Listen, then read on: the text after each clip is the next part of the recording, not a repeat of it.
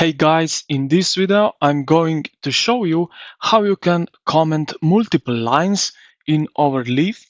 So let's get straight into it. Now, the easiest method, which I'm using most of the time, is simply just keyboard combination.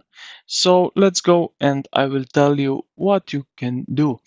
Now, if you see on my screen, on the left side here the text, so I will select here from hello world to the how to create section and subsection, so to the next title. Now if I press Ctrl and Shift,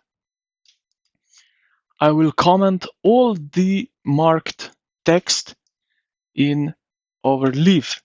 So this is Ctrl/ on Windows. On Apple, on Mac, if you are using Mac, then is CMD plus Shift.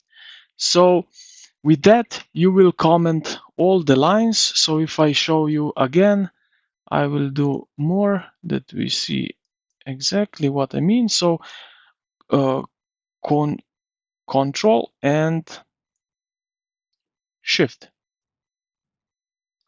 And like that, we comment all the text we highlighted. And this is how you can comment multiple lines. I hope this video helped you out. If you did, consider to like the video and subscribe to the channel. Thank you for watching, and I will see you in the next one.